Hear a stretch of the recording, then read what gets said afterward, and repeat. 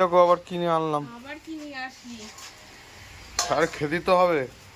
দেখো কিনে আসছি। একটু ডাল করতাম। ডালের সাথে খাওয়ার জিনিস। বাবা, মাছের মাথা। মাথা, বড় মাছের মাথা।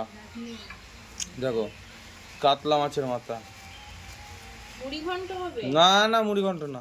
তাহলে বলছি তুমি ঢেলে নাও। দেখো, এই মাছ কি করবে বলো তো? কি করব? পেঁয়াজ কেটে মশলা পাতে, হ্যাঁ কষা করবা। তারপরে আমি বিষয়টা দেখছি। আর দেখো এরকম একদম সেই মাথা, একদম দেশি মাছের, ঠিক আছে? না হলে গোবিন্দভোগ চাল নিয়ে আমি মুড়ি ঘন্ট বানিয়ে দিচ্ছি। মুড়ি ঘন্ট মানে? গোবিন্দভোগ চাল দিয়ে মুড়ি ঘন্ট বলে ওকে। না না, ওইসব করতে হবে না, ও খেয়েছি, বুঝতে পেরেছি।